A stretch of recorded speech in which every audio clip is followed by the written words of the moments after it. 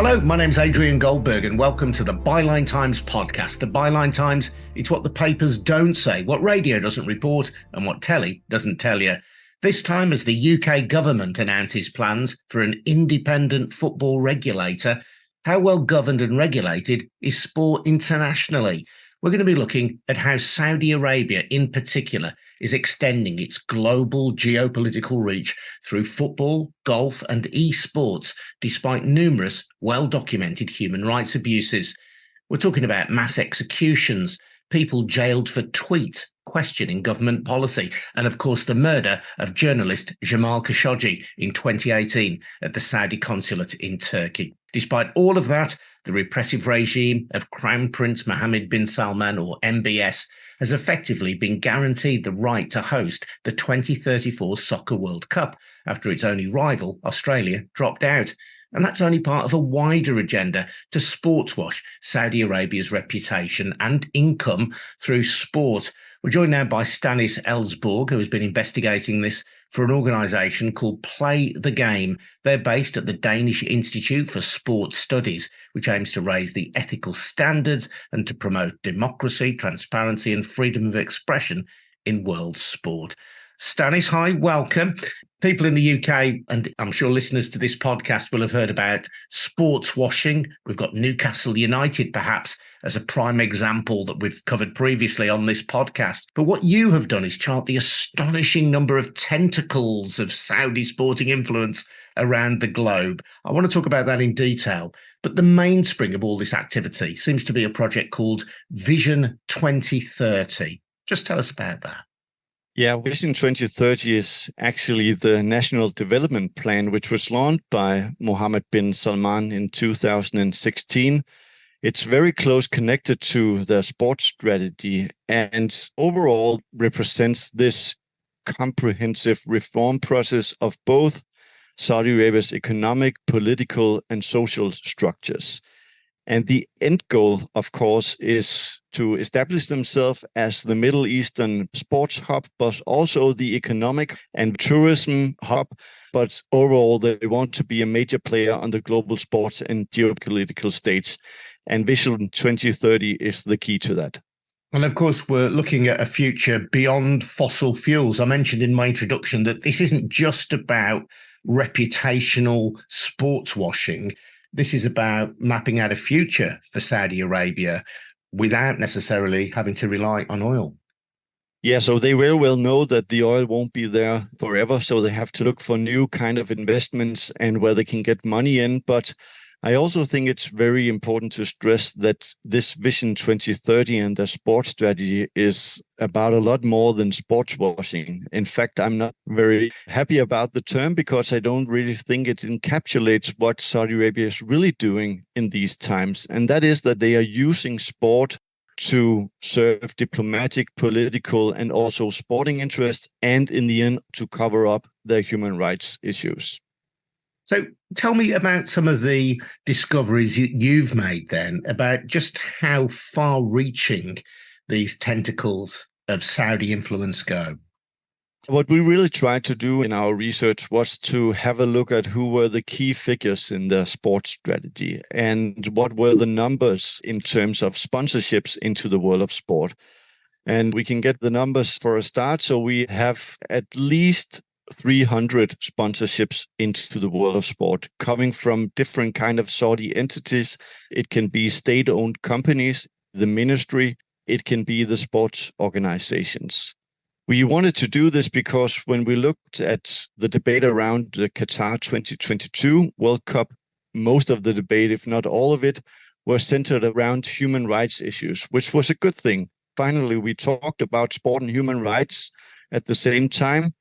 But we also think that we kind of missed some of the other issues at hand when we looked at international sport, and that could be governance and conflicts of interest. So we have tried to map the inner circle behind Saudi Arabia's sports strategy. Who are the people?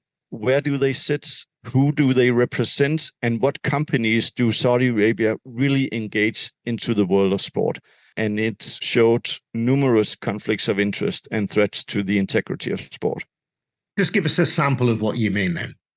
we can take the key figure in the sports strategy, at least according to my perspective and my analysis, and that will be Yasir Al-Rumayyan. Most people interested in football will know about him, as he is the chairman of Newcastle United, the president of the Saudi Arabian Golf Federation, and is also the chairman of Aramco, the governor and a board member of the Public Investment Fund, the real owners of Newcastle United. That is Saudi Arabia's sovereign wealth fund, which is headed by Mohammed bin Salman.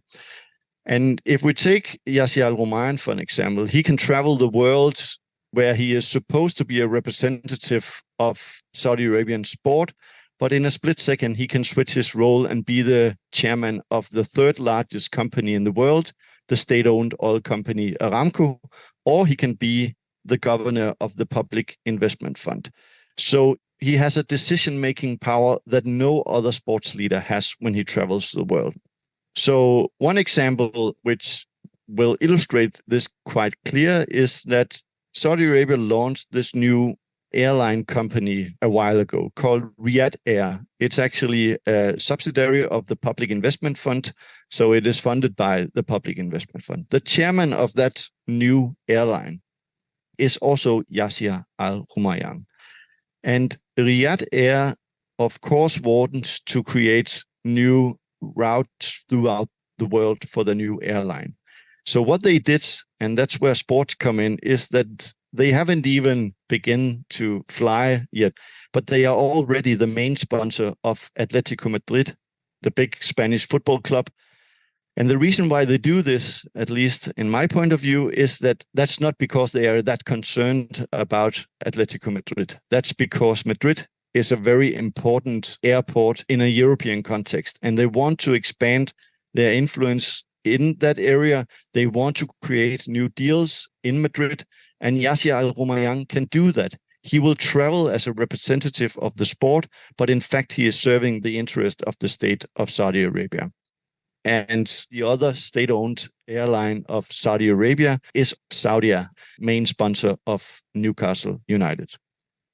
It's important to note here as well, isn't it, that in a state like Saudi Arabia, nobody ascends to those positions without the say-so of MBS. In the West, we may be familiar with entrepreneurs who may run successful companies, who may or may not be in agreement with the government of the day. But it is impossible to imagine with Al-Rumayyan's position operating without getting the nod from MBS. It's unthinkable that he would be acting independently.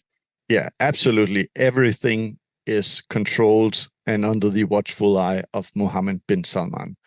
They won't do anything that he doesn't applaud, and so he is controlling all of it, but he is not micromanaging their sports strategy. I would believe that's someone else, the next layer of the sports strategy, because we know a lot about Mohammed bin Salman and his interest and engagement in world sport. But what we also wanted to do with our research was to highlight some of the more less known figures in the sports strategy who play a very vital role in enhancing Saudi Arabia's influence in international sport. And Yasir Al-Rumayyan is one of them. And, you know, it was Mohammed bin Salman who called him, at least that's how the story goes, in 2015. They wanted Yasir Al-Rumayyan to help him succeed in their Vision 2030 and their sports strategy. If Saudi Arabia, as a very wealthy nation, wanted to launch an airline with European roots, presumably it could seek to do that without sponsoring a football club in Madrid. So what is it about sport that attracts them and makes them regard it as some kind of key to economic advancement beyond the sport itself? Yeah, if Saudi Arabia really wanted to make any trade deals or routes to Spain, they would succeed in the end without sponsoring Atletico Madrid. I agree on that. But the important thing about sport and why so many state leaders engage in the world of sport is that they can use sport to go under the normal political radar. So usually an agreement between, let's say, two state leaders, Mohammed bin Salman and another state leader, or let's say a figure like Yasir Al-Rumayyan as a chairman of the state-owned oil company would be much more official meetings.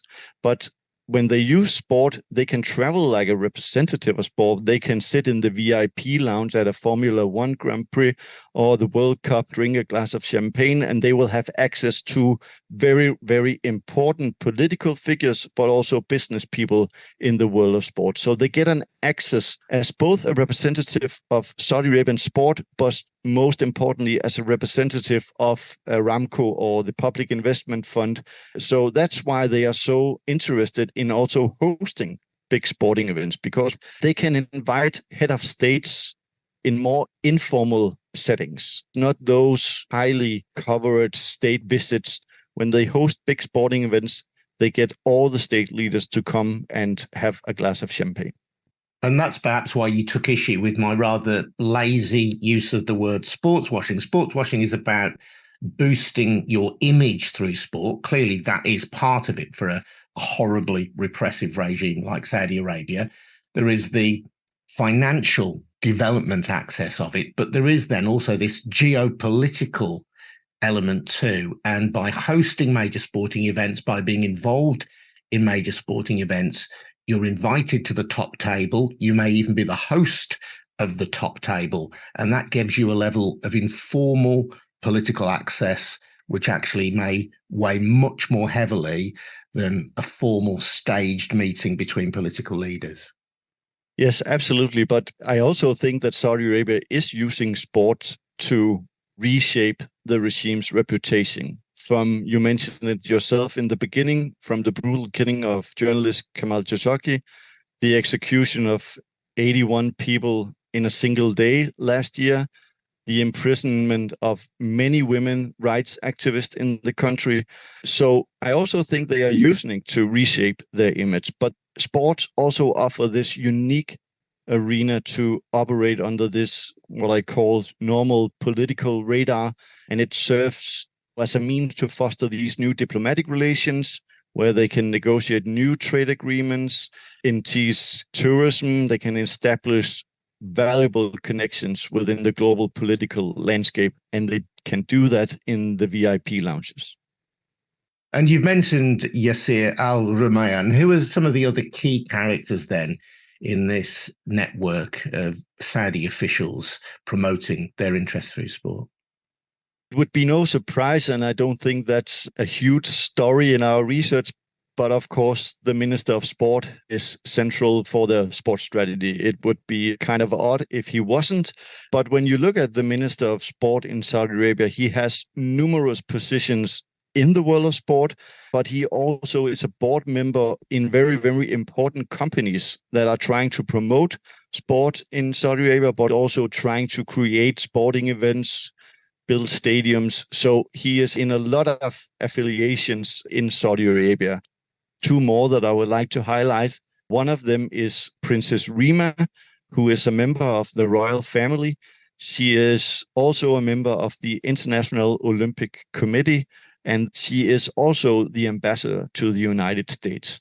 So she can also act on behalf of Saudi Arabian sports politics, but also serve as a diplomat in the United States, where she can pull the strings in terms of creating new diplomatic relationships between Saudi Arabia and the United States. And lastly, I would like to mention the Minister of Tourism, who I believe is a very, very central person in the country's very strategic approach to sport, because the culture and entertainment activities has become key when we look at Saudi Arabia.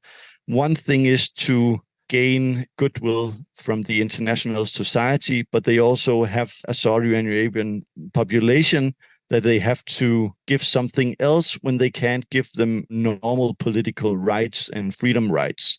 So they have to offer them something else. And that is entertainment activities, and sport is a part of that, but also music, art, museums, and so on. And he is also in so many different companies that Saudi Arabia engage into the world of sport. We've talked about the Public Investment Fund, and we've noted more than 300 Saudi Arabian sponsorships. And I think half of them is either directly from the Public Investment Fund or from a subsidiary of the fund. And I think that was one of our key findings. We knew about the fund and all their investments and engagement into Newcastle and other parts of sport.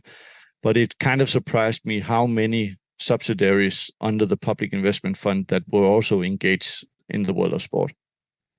In Newcastle United's case, a binding assurance was given that the Saudi government would not control the investment in the football club. Given what you've researched about Saudi Arabian sport, is it feasible to think that at some level Newcastle United is not controlled by the Saudi government, by MBS? No, and I think the key word here is controlled, because I agree that on a day-to-day basis, it is the management in Newcastle that runs the club. Of course it is. But the chairman is Yasir Al-Rumayyan.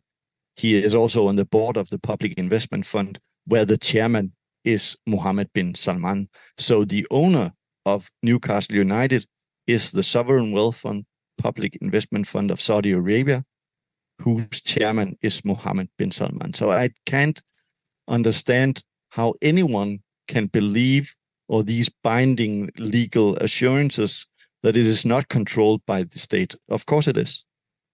You mentioned the Saudi public. Is there an element of this exercise which is designed perhaps to persuade them that there is a modernizing agenda, which at least some people in Saudi Arabia would welcome? Yeah, of course there is. But you could also ask, can you on one hand give people some rights?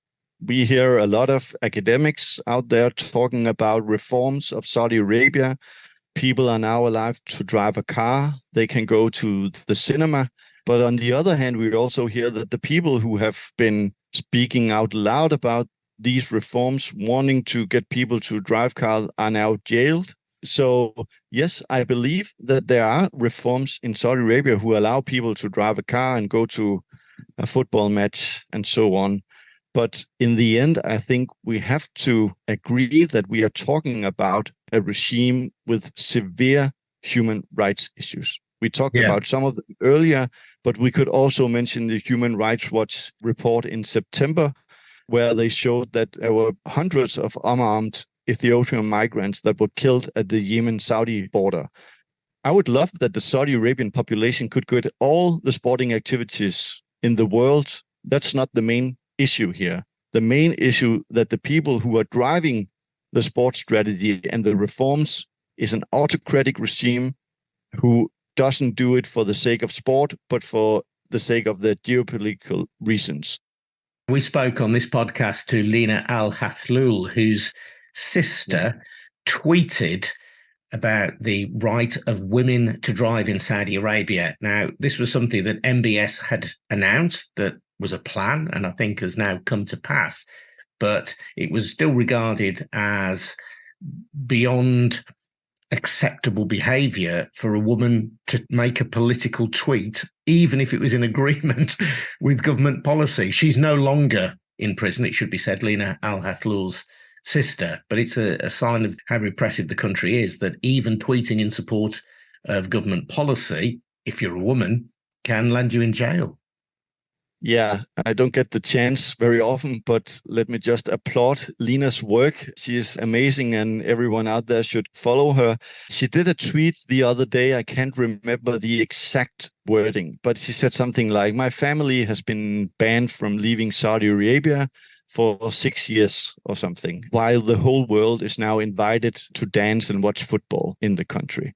Can we really talk that positively about all the sporting activities, all their investment in world of sports? That's what the regime wants us to talk about. That's Cristiano Ronaldo, that's Neymar, that's Benzema. And for people who don't know, these are the star European soccer players who've been lured to Saudi Arabia. Jordan Henderson, an England international, another one of them, who has previously been outspoken in defence of LGBT plus rights, but who nevertheless has accepted a contract to play in Saudi Arabia. There are these strange contradictions as well running through it. I know that the golf tour, which Saudi Arabia has promoted, part of their pitch, if you'll pardon the pun, is to promote women's golf. The idea that Saudi Arabia would be, through this series, promoting women's golf, on the European tour whilst denying its own women basic human rights. It feels absurd. What's more absurd is that you're talking about the Aramco team series. Aramco, just to mention it again, is the state-owned oil company where Yasser Al-Rumayyan is the chairman. That's a 5-series event held in 5 different countries all over the world. They also have what is called the Aramco Saudi Ladies International, which is being held in Jeddah, the Saudi Arabian city. And both events are sanctioned tournaments on the ladies' European tour. Well, you've said it yourself. They are really trying to promote women's sports. And you could argue in itself, that's a good thing, right? So Saudi Arabia is pouring a lot of money into women's sports, and we will see that even more in the years to come.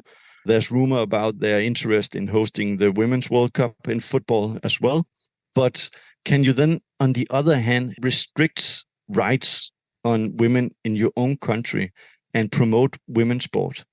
That's why Princess Rima is such a central figure, because on one hand, she is also symbolizing female empowerment in Saudi Arabia as a diplomat in the United States, as a member of the International Olympic Committee. But then you go to the country and women and men are not equal. There will be people perhaps listening to this who say, look, Saudi Arabia is not a Western country. It's got a different tradition. It's got a different culture. And there is something very arrogant about wanting to impose Western values upon a country like Saudi Arabia. What would you say? First of all, I would say that I'm an educated historian. So if people want to travel to Saudi Arabia and experience their history and culture, I'm all for that. But it's not me who has invented the values of sport. That's the international sports organizations. What I'm trying to point out is that if you want to live up to those values about inclusion, equality, room for all, LGBTQ community, sport should use its power. So it is not me trying to impose my little democratic values here from Denmark.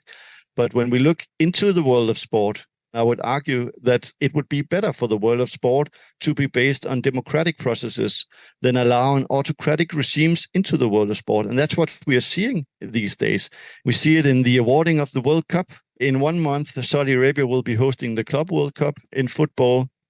The process about that, we don't know. It was just decided in the FIFA Council. You know, I'm not thinking that in 1 year we have transformed Saudi Arabia into a democracy. But when you engage in world of sport, they don't escape how they engage in processes and good governance. You have to stick to those values. And Saudi Arabia is not in line with those values and rules. Stanis, it's been absolutely fascinating to talk to you, and people can head over to the website of Play the Game and read much more about your research and that of your colleagues, and I would urge them to do so. My name is Adrian Goldberg. You've been listening to the Byline Times podcast. This is funded by subscriptions to the Byline Times. That's our brilliant monthly newspaper. You can subscribe to it, get details at bylinetimes.com, or you can buy it now at selected newsstands as well. So do see if you can find it at your local newsagent. Certainly some branches of Waitrose and some major railway station newsagents should have it. But the surest way is to take out a subscription, and that helps fund this podcast, as I say. So go to bylinetimes.com. This has been a We Bring Audio production produced by me and Harvey White in Birmingham. Thanks for listening. We'll see you again very soon. Cheers now. Bye-bye.